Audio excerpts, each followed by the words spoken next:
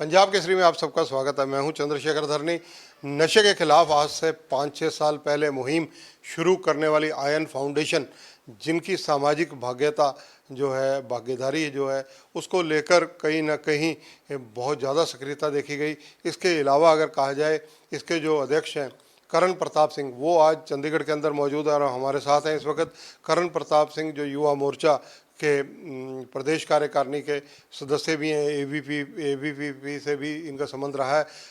इनसे बातचीत करेंगे कई मामलों को लेकर, क्योंकि नशे के खिलाफ और ख़ासकर जो आजकल फिल्मों में कहा जाता है कि जो जिस प्रकार से हथियार लेकर गाने गाए जा रहे हैं, उनको लेकर कहीं ना कहीं अगर किसी व्यक्ति ने 5-6 साल पहले ही मुखर होकर आवाज़ उठाई और ये कहा कि इस तरह के गाने नहीं आने चाहिए, ये अश्लीलता नहीं होनी चाहिए, जो हथियार हैं उनका प्रदर्शन नहीं होना चाहिए, वो करण प्रताप सिंह ही हैं। करण प्रताप सिंह से बात करेंगे। करण, स्वागत है आपका पंजाब केसरी में। जी नमस्कार जी। करण, जो आपकी संस्था है आयन, इसके द्वारा जो नशे के खिलाफ जिस प्रकार से मुहिम शुरू की गई, मुझे ध्यान है कि मनोहर लाल खट्टर जी जब चीफ मिनिस्टर होते थे आपने ज्ञापन भी दिया था। उसमें प्रमुख डिमांड क्या क्या थी और कितनी का आज तक पूरी हुई? देखिए, मनोहर लाल जी की आपने बात करी। मनोहर लाल जी जब मुख्यमंत्री थे, माननीय मनोहर लाल जी के मुख्यमंत्री रहते में हमने 3 ज्ञापन दिए। पहला ज्ञापन हमने दिया 4 जून 2015 को।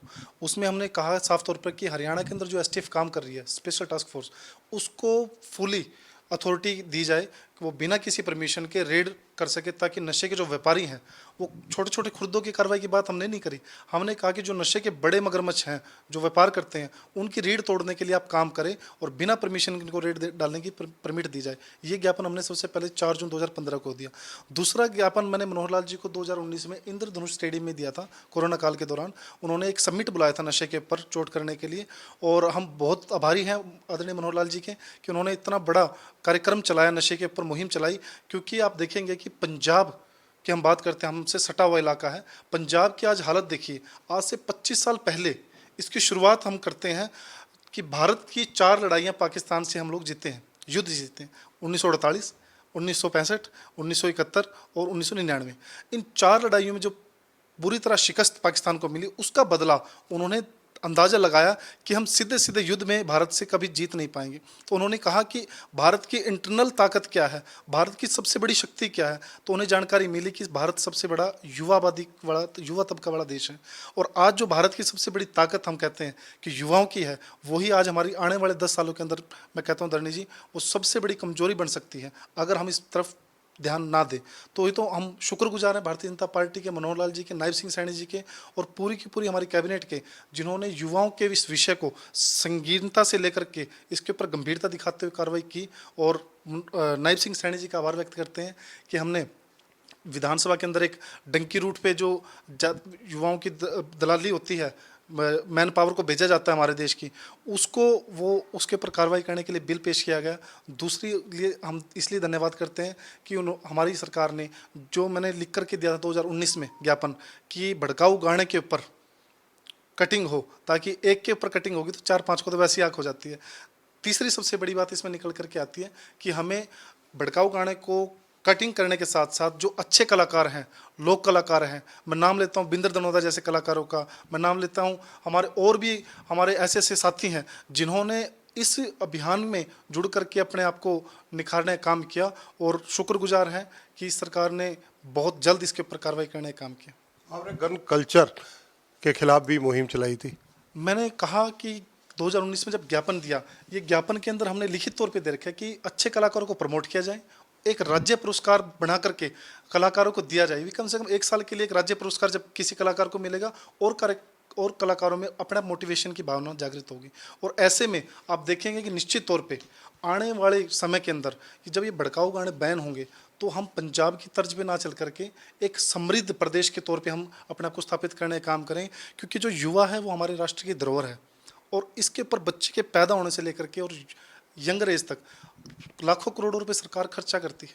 और आज आप देखेंगे कि एक तबका तो हमारा बच्चों का नशे की तरफ तेज़ी से बढ़ रहा है, दूसरा तबका हमारा फ़ौरन की तरफ उनका रुझान हो रहा है, तीसरा तबका जो देश के अंदर रह चुका है, वो उसका कहीं ना कहीं मानसिक संतुलन, कहीं ना कहीं सुसाइड थॉट आते हैं उनको। जो बच्चे यंगर एज में आप देखेंगे कि ऐसी ऐसी घटनाएं देखने को मिलती है। अभी ताज़ी 15 दिन पहले फरीदाबाद में घटना हुई कि 13 साल के बच्चे ने अपने बाप को जिंदा जला दिया। तो इन घटनाओं के लिए जिम्मेदार कौन है सारे?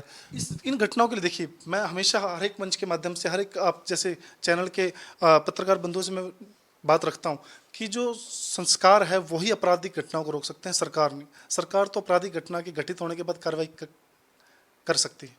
संस्कार जो है हमारे वो समाज से स्थापित होते हैं। हमारे समाज को आज आप देखिए, हमारे सामाजिक कार्य की 4 गिनतियां हैं। गरीब बेटी की शादी करवा देंगे, फ्रूट बांट देंगे, सर्दियों में कंबल बांट देंगे, उससे ज़्यादा बड़ा कार्यक्रम कर लेंगे, ब्लड डोनेशन कैंप।